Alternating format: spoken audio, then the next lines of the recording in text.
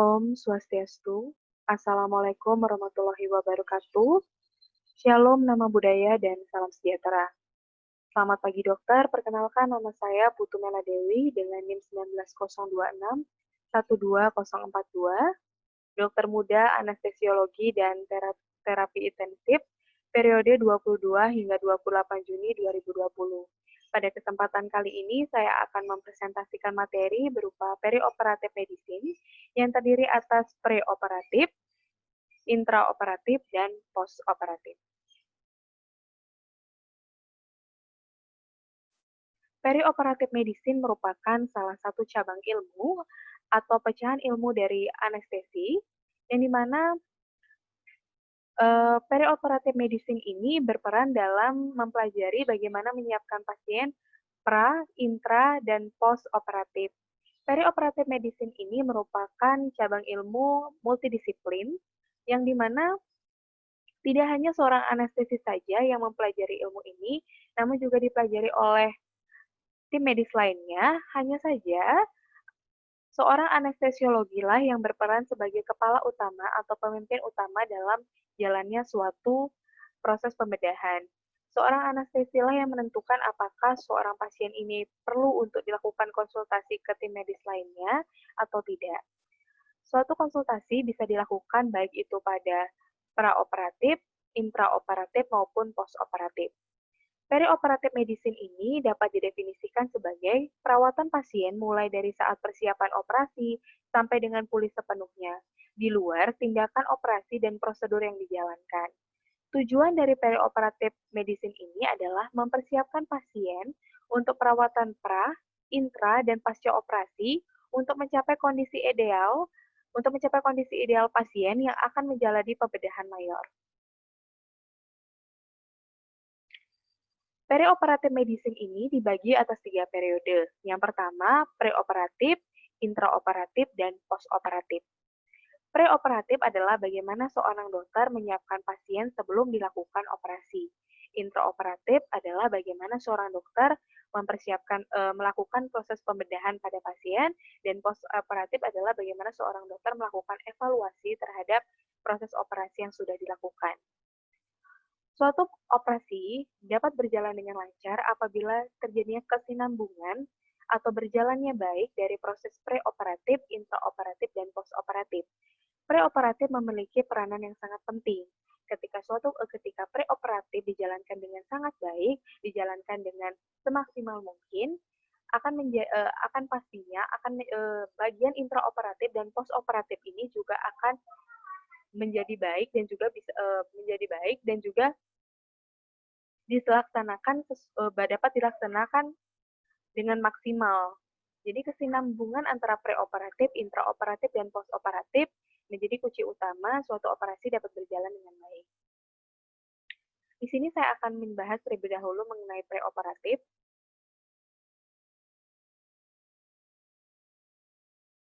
Preoperatif, seperti yang sudah saya katakan sebelumnya, adalah bagaimana seorang dokter mempersiapkan pasien sebelum melakukan proses pembedahan atau anestesi. Tujuan evaluasi preoperatif ini adalah yang pertama, membangun hubungan dokter-pasien, yang kedua, dokumentasi kondisi sistem organ yang akan melakukan pembedahan, yang ketiga, penilaian status kesehatan pasien secara keseluruhan, keempat, mengungkap kondisi yang berpotensi menyebabkan selama dan setelah operasi, serta penentuan risiko perioperatif. Jadi, seorang dokter harus mengungkapkan bagaimana kondisi pasien, baik itu selama maupun setelah operasi.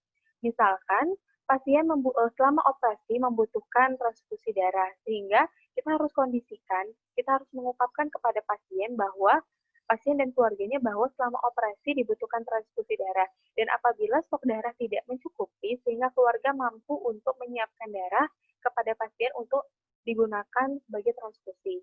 Kemudian, apabila pasien ternyata membutuhkan ruang intensive care, ruang ICU setelah operasi, apabila ini sudah diberitahu atau diinformasikan lebih awal, sehingga keluarga dan pasien bisa mempersiapkan ruang ICU tersebut, sehingga setelah operasi dilakukan, pasien bisa langsung masuk ke ruang ICU.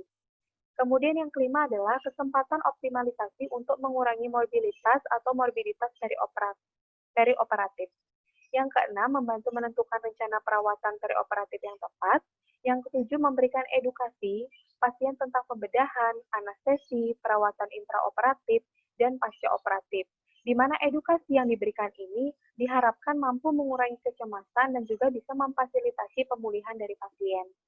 Kemudian yang delapan, ketika kita sudah melakukan preoperatif dengan baik, kita mengikuti tatanannya dengan sesuai, kemudian memberikan edukasi kepada pasien mengenai bagaimana pembedahannya, anestesi, perawatan intraoperatif dan pasca operasi, diharapkan ini bisa mengurangi biaya, lama rawat inap, pengurangan resiko pembatalan operasi, dan bisa meningkatkan kepuasan pasien itu sendiri.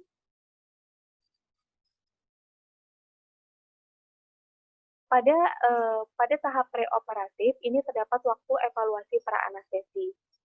Waktu evaluasi pra-anestesi antara bedah elektif dan bedah darurat itu berbeda.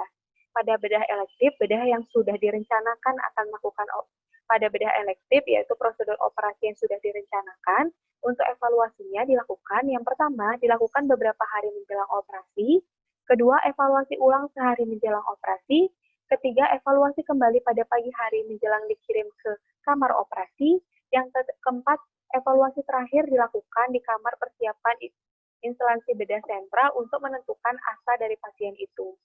Kemudian bedah darurat. Waktu evaluasi bedah darurat dilakukan pada saat itu juga, namun memang pada saat melakukan evaluasi pada bedah darurat, mungkin informasi yang didapatkan pada pasien itu kurang akurat.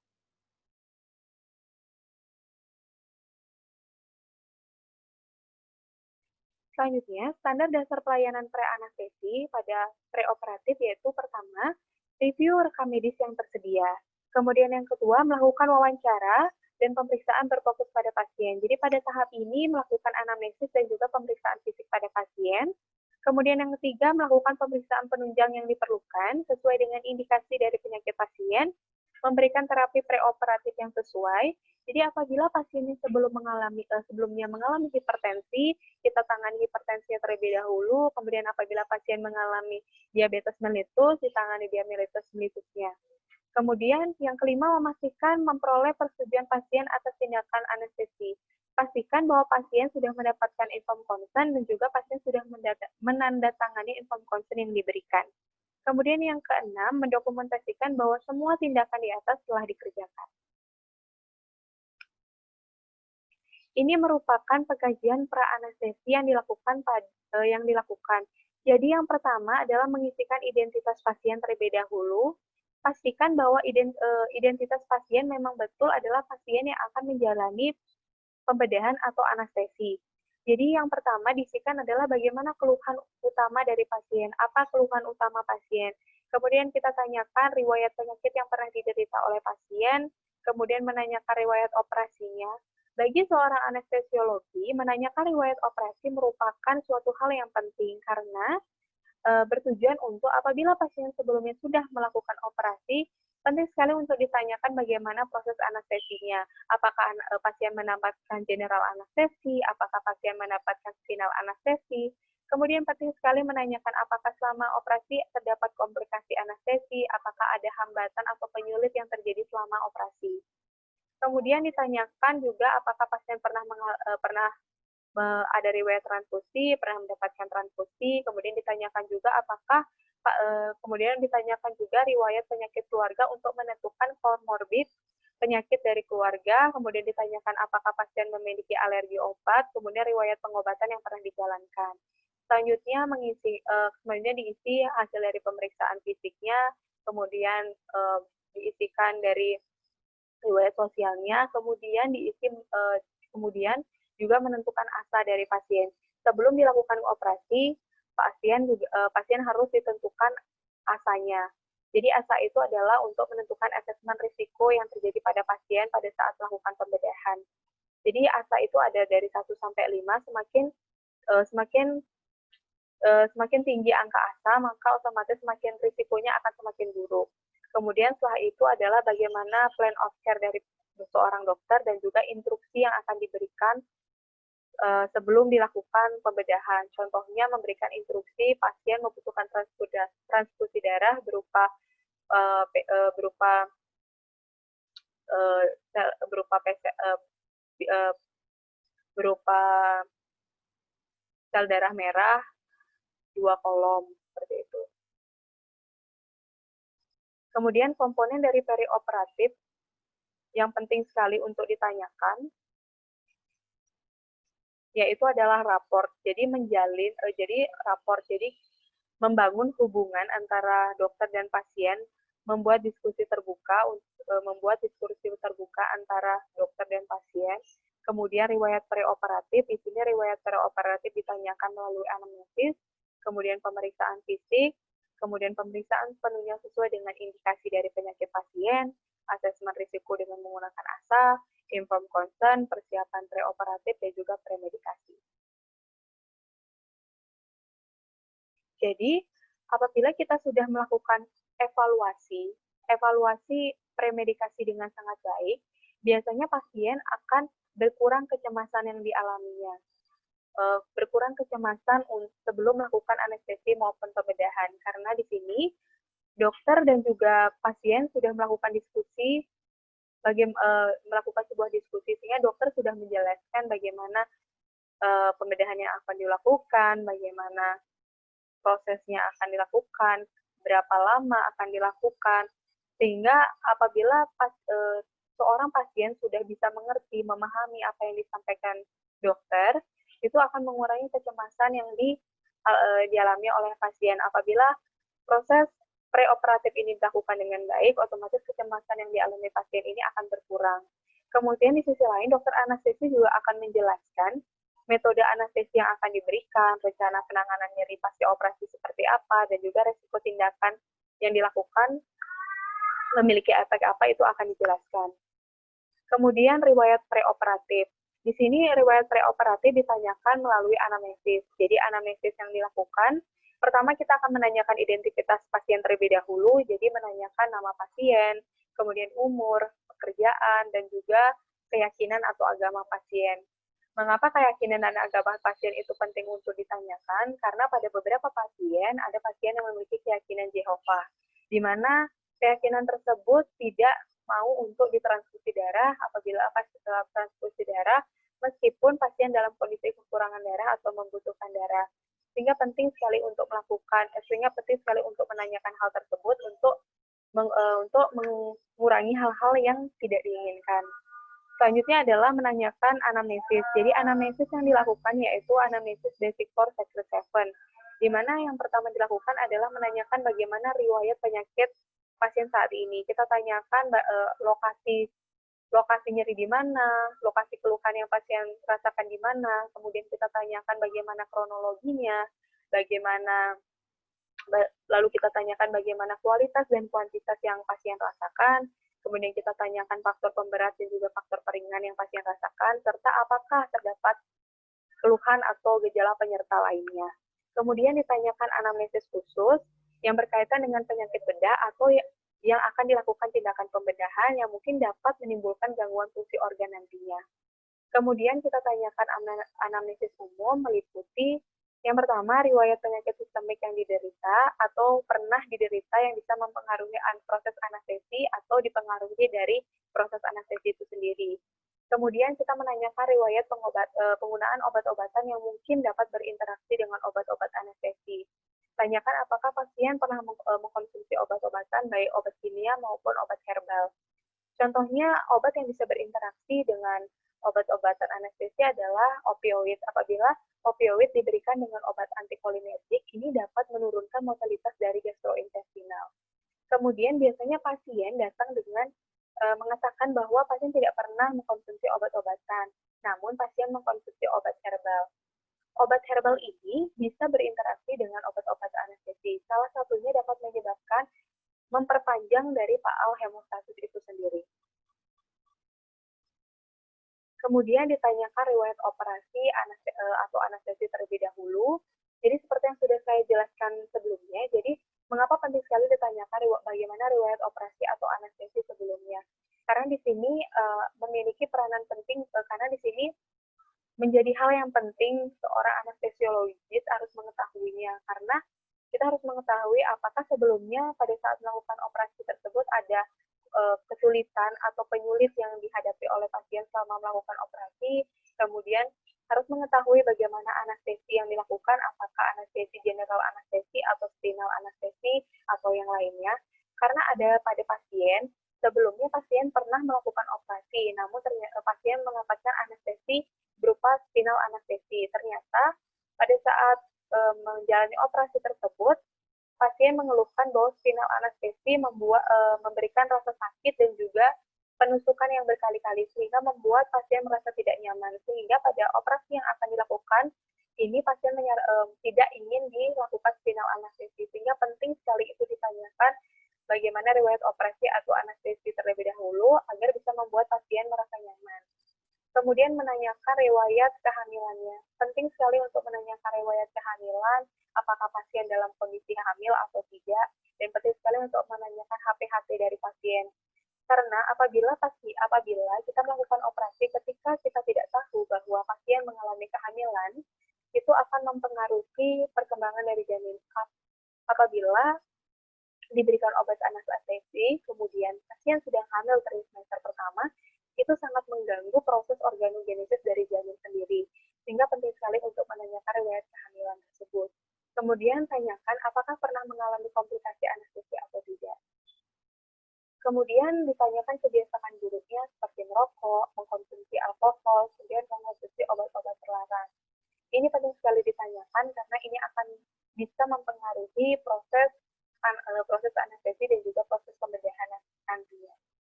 Kemudian menanyakan riwayat alergi terhadap obat-obatan atau lainnya. Riwayat alergi terhadap obat-obatan ini perlu ditanyakan. Apabila pasien memiliki kartu alergi obat, itu bisa ditanyakan, bisa dilihat apakah obat-obat yang membuat pasien alergi. Kemudian, apabila pasien tidak ingat terhadap obat yang membuat dia alergi, itu kita bisa ditanyakan apakah pasien masih ingat warna obat yang dikonsumsi ataupun kemasan yang dikonsumsi atau nama obat yang dikonsumsi, atau apabila pasien tetap tidak ingat, bisa kita tanyakan pada saat apa alergi tersebut muncul. Seperti itu bisa ditanyakan. Selanjutnya, setelah menjalin rapot, kemudian menanyakan riwayat preoperatif dengan menggunakan anamnesis, kemudian dilakukan pemeriksaan fisik. Pemeriksaan fisik yang pertama dilakukan adalah pemeriksaan atau penilaian status kesadaran dari pasien, kemudian frekuensi nafasnya, tekanan darah, nadi, suhu tubuh, berat. Ditanyakan juga berat dan tinggi badan untuk menentukan status gizi atau BMI pasien. Kemudian dilakukan pemeriksaan keadaan psikis pasien, apakah pasien dalam kondisi gelisah, takut, ataupun kesakitan. Kemudian dilakukan pemeriksaan keadaan gigi-gigi, kemudian tindakan buka mulut, dan penilaian lidah. Ini penting untuk dilakukan untuk mengetahui apabila pasien diperlukan untuk melakukan tindakan intubasi, apakah ada penyulit pada saat melakukan laryngoskop intubasi nantinya. Untuk menentukan apakah ada penyulit pada tindakan laryngoskop intubasi nantinya pada saat proses pembedahan, itu dapat ditentukan dengan kriteria Lemon. Yang keempat, akan dilakukan pemeriksaan fisik umum, dilakukan secara sistematik untuk semua sistem organ tubuh pasien.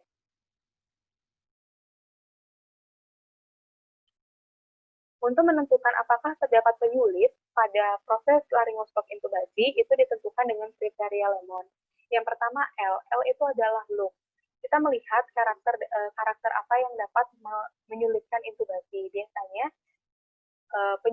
Biasanya intubasi itu akan sulit dilakukan apabila pasien itu obesitas, terus ada mikrognatia, ada riwayat pembedahan atau iradiasi leher dan kepala, adanya rambut di wajah, kemudian adanya kelainan gigi.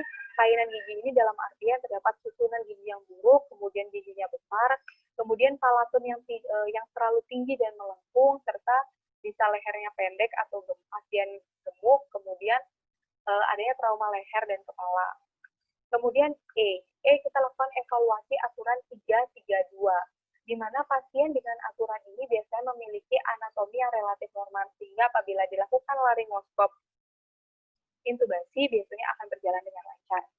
Kemudian, pemeriksaan evaluasi aturan 332 ini dilakukan dengan bukaan mulut pada pasien. Jadi, bukaan mulut normal itu adalah sesuai dengan lebar 3 jari pasien, kemudian dimensi mandibula yang normal adalah 3 jari antara mentum dan hyoid, tulang hyoid, kemudian dua itu adalah tonjolan kartilagotiroid itu berada 2 jari di bawah tulang hyoid. Jadi ini merupakan evaluasi 332. Jadi yang pertama mouth opening itu 3 jari, kemudian tip of mentum to hyoid bone itu 3 jari, dan yang terakhir itu adalah spiromental distance itu 2 jari. Pada pemeriksaan ini tidak perlu memasukkan jari langsung ke mulut pasien.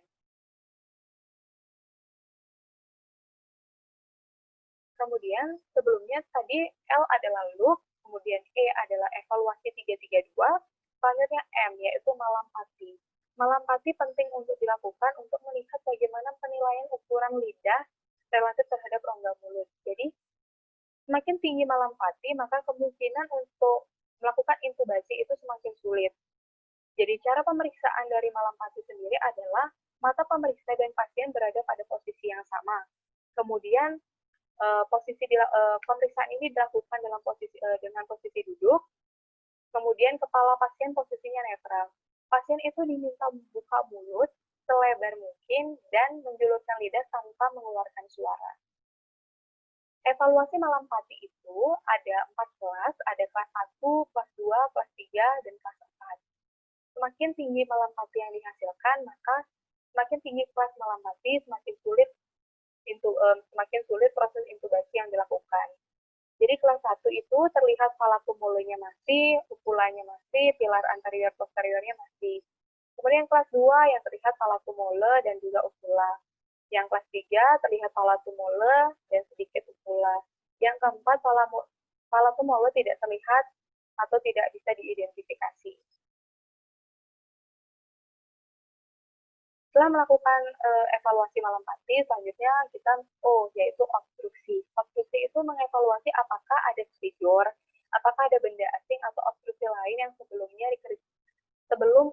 jadi kita lihat evaluasi apakah ada koridor, apakah ada benda asing atau ada obstruksi lainnya sebelum melakukan proses laryngoskop intubasi ini. Kemudian N yang terakhir itu adalah neck mobility. Penting sekali untuk mengetahui neck mobility karena pada proses intubasi diperlukan ekstensi dari leher. Jadi pada pasien harus diperhatikan pada beberapa pasien dalam proses melakukan intubasi. Jadi pada pasien dengan artritis reumatoid atau degeneratif dan kemungkinan cedera vertebra servikal memiliki pergerakan leher yang terbatas. Jadi memiliki kesulitan tersendiri untuk dilakukan intubasi. Kemudian setelah melakukan pemeriksaan fisik, perlu dilakukan pemeriksaan penunjang sesuai dengan indikasi dari penyakit pasien. Jadi yang pertama melakukan pemeriksaan rutin yang biasa dilakukan yaitu pemeriksaan darah berupa hemoglobin, hematokrit, eritrosit, leukosit, dan hitung jenis trombosit. Kemudian melakukan pemeriksaan bleeding time dan juga clotting time. Biasanya pemeriksaan darah rutin dilakukan pada pasien di atas umur 60 tahun, kemudian pada pasien yang dicurigai selama proses pembedahan adanya pendarahan, kemudian pada pasien yang sedang menstruasi, kemudian juga dilakukan pada pasien yang memiliki gangguan nutrisi, pada pasien yang anemia, kemudian dilakukan pada pasien malnutrisi dan juga memiliki gangguan hati dan ginjal. Kemudian yang kedua dilakukan pemeriksaan urin berupa pemeriksaan urinalisis, berupa baik itu pemeriksaan fisik, kimia, dan juga sediaan urinnya. Kemudian lakukan pemeriksaan serum glukosa, kreatinin, urea, dan elektrolit. Pemeriksaan ini dilakukan pada pasien di atas 60 tahun, pasien yang memiliki diabetes mellitus, kemudian ada gangguan mual muntah, kemudian pasien diare, kemudian memiliki penyakit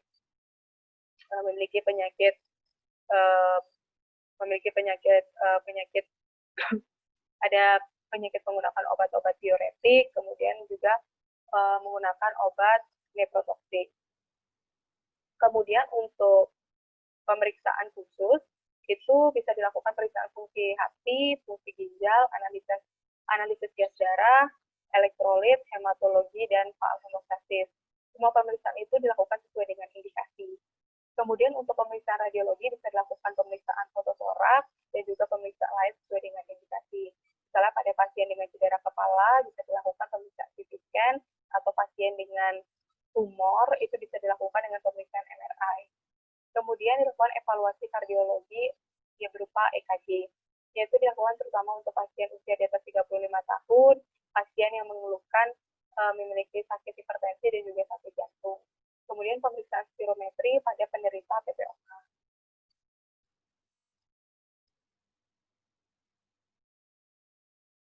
Kemudian setelah dilakukan proses pemeriksaan penunjang sesuai dengan indikasi penyakit pasien, dilakukan adalah asesmen risiko. Asesmen risiko ini bertujuan untuk memprediksi kejadian yang tidak diinginkan secara non-spesifik. Jadi pemeriksaan ini dilakukan pada semua pasien yang akan dikerjakan operasi, meskipun tidak mencakup seluruh risiko anestesis seperti usia pasien maupun kesulitan dalam intubasi. Asesmen risiko ini ditentukan dengan ASA. Jadi ASA ini ada kelas 1 sampai kelas 5, kemudian yang kelas 6 itu pasien yang masih batang otak yang organnya akan diambil. Jadi kelas 1 ini pasien itu termasuk orang yang sehat dan normal, jadi mortality rate-nya itu 0,1%. Jadi untuk yang kelas 2 ini pasien dengan penyakit sistemik ringan hingga sedang dan tidak fungsional keterbatasan dan tidak ada kefungsional keterbatasan. Jadi pasiennya penyakit sistemiknya ringan hingga sedang. Kemudian yang ketiga itu kelas 3 ini pasien dengan penyakit sistemik sedang hingga berat yang mengakibatkan keterbatasan fungsional. Kemudian yang keempat ini pasien dengan penyakit sistemik parah yang merupakan ancaman konstan terhadap kehidupan dan lumpuh secara fungsional. Yang kelas 5 ini adalah pasien hampir meninggal yang diperkirakan tidak akan bertahan 24 jam baik dilakukan proses operasi maupun tanpa operasi. Seperti yang saya sudah jelaskan tadi, pada kelas 6 merupakan pasien yang masih batang otak yang organnya akan diambil atau dilakukan yang organnya akan diambil. Kemudian, jika prosedur darurat, status fisik itu nanti status ASA ini akan diakhiri dengan huruf E yang artinya emergensi. Contohnya seperti ASA kelas 3E.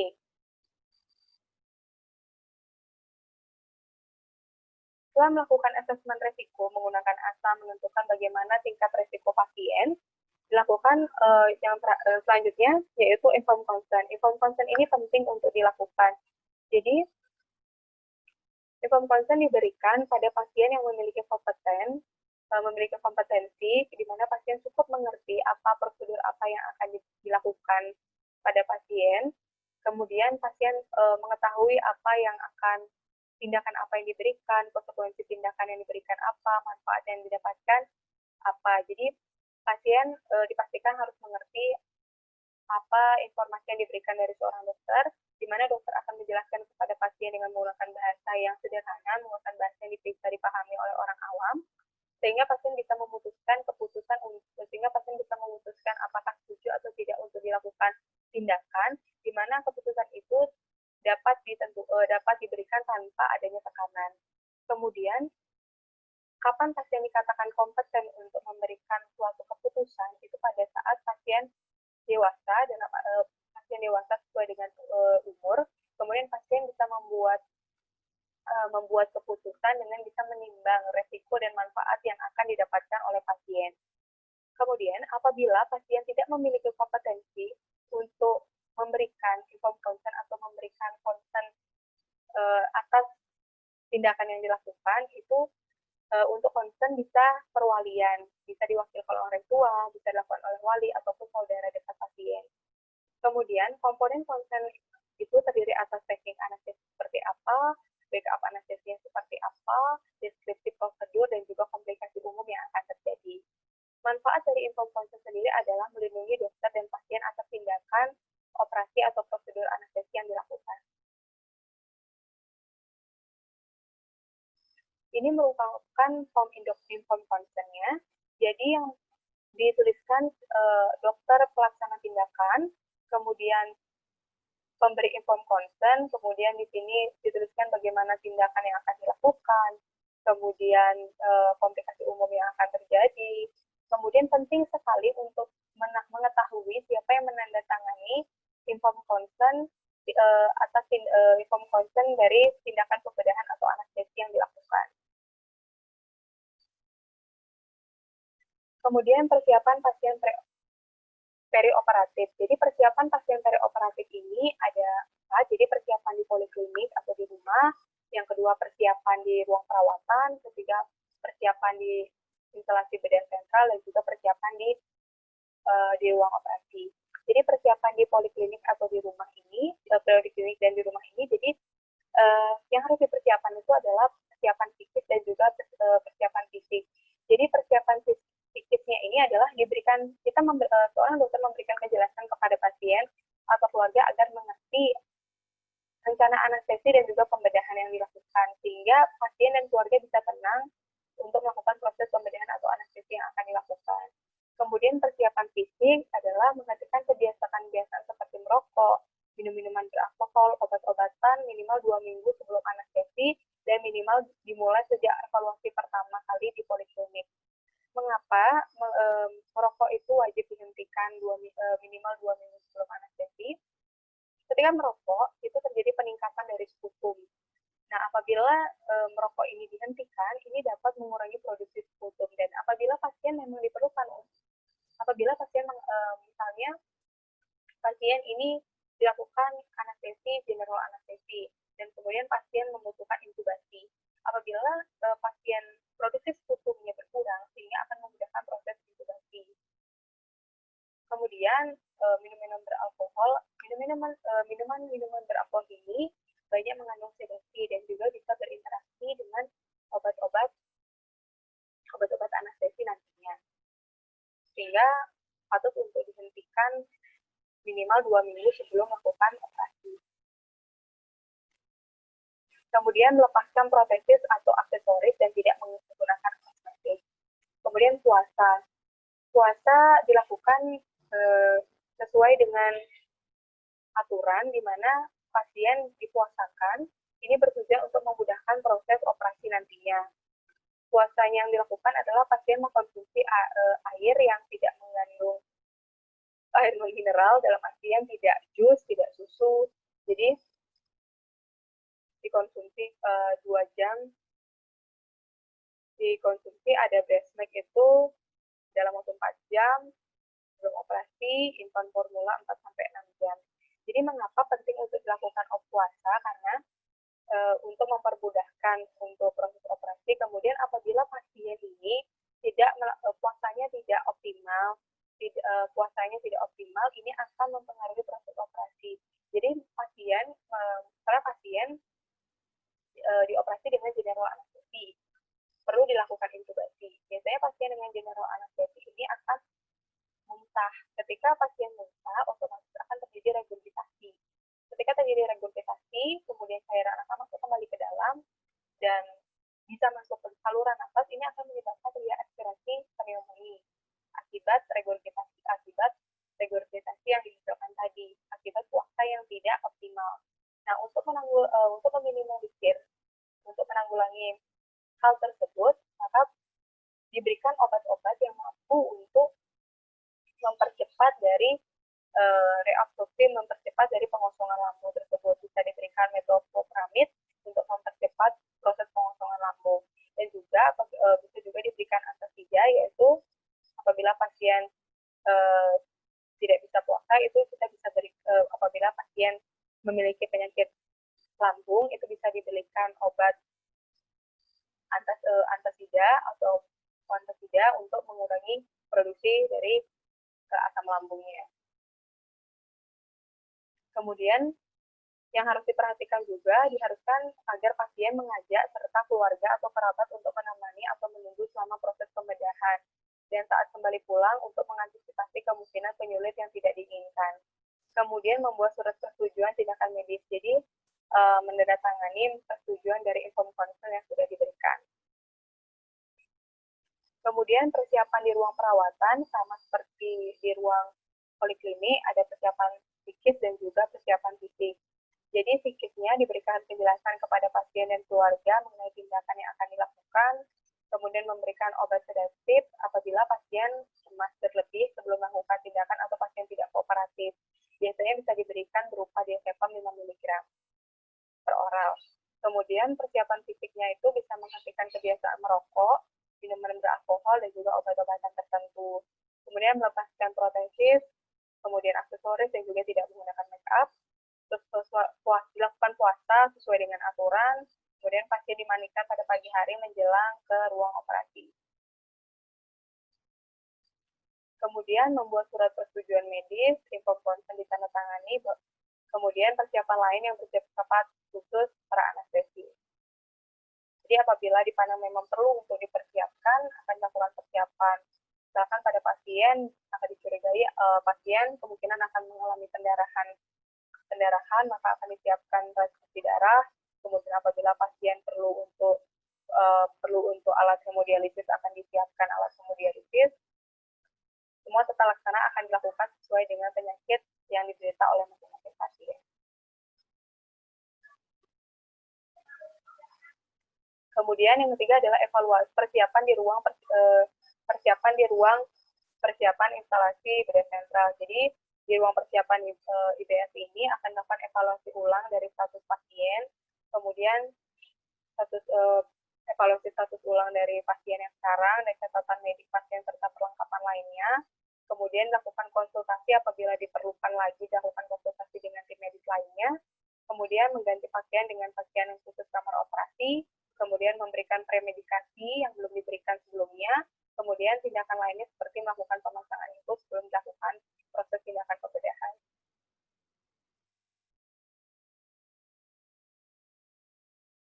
Kemudian persiapan di ruang operasi. Jadi hal yang harus dipersiapkan di ruang operasi yang pertama adalah meja operasi dan instrumen yang diperlukan.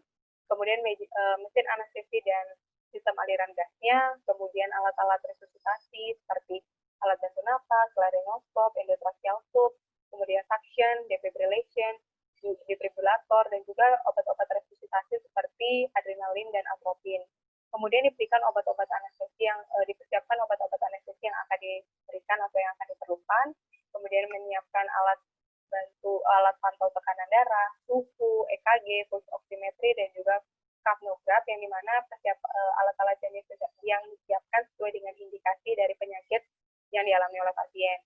Kemudian disiapkan kartu catatan medik anestesi, kemudian disiapkan selimut penghangat khusus untuk pasien bayi maupun orang tua. Kemudian yang terakhir adalah premedikasi. Jadi premedikasi ini pemberian obat-obatan sebelum anestesi untuk mendapatkan kondisi yang diharapkan dari seorang anestesiologis dan juga atau memfasilitasi prosedur dari anestesi. Jadi tujuan dilakukan premedikasi ini adalah untuk mengurangi kecemasan pasien, untuk mengurangi nyeri, mengurangi kebutuhan obat-obatan anestesi, kemudian mengurangi sekresi saluran nafas, kemudian menyebabkan amnesia, mengurangi kejadian mual muntah pasca operasi, membantu pengosongan lambung, membantu untuk mengurangi produksi asam lambung, mengurangi pH asam lambung, dan juga mencegah refleks-refleks yang tidak diinginkan. Pemberian obat di periode preoperatif ini dilakukan sebelum induksi. Jadi obatnya diberikan itu 1-5 menit pada obat intravena, 30-60 pada intramuskular, kemudian 60-90 menit pada obat preoral. Adapun beberapa obat-obatan yang diberikan, yang pertama bisa diberikan benzodiazepin berupa diazepam, lorazepam maupun midazolam, yang dimana obat-obatan ini mampu untuk mengurangi kecemasan pasien sebelum dilakukan tindakan. Kemudian bisa diberikan obat antikolinergik berupa atropin, glycopyrolat, difenhidramin, dimethylhidrinat. Ini dapat mengurangi sekresi dari saliva dan juga mengurangi dari refleks vagal. Kemudian bisa diberikan obat antiemetik berupa metoclopramid, ondansetron. Kemudian bisa diberikan obat profilaksis aspirasi, bisa diberikan metoclopramid untuk mengurangi volume cairan di gaster. Kemudian bisa diberikan antasida untuk mengurangi pH di lambung. Kemudian bisa diberikan antihistamin atau blocker seperti ranitidin, seperti antihistamin H1 blocker itu untuk mencegah reaksi alergi, kemudian bisa diberikan opioid seperti fentanyl, morfin, itu fungsi untuk mengumpulkan respon simpatoadrenal, biasanya diberikan pada pasien jantung iskemik dan hipertensi. Kemudian berikan analgesi itu untuk penanganan nyeri preoperatif, misalnya pasien trauma maupun artritis, kemudian sedasi, diberikan morfin yang dimana memiliki efek sedasi tanpa efek ansiolitik. Baik, sekian presentasi yang dapat saya sampaikan mengenai preoperatif. Selanjutnya saya akan menjelaskan presentasi mengenai intraoperatif.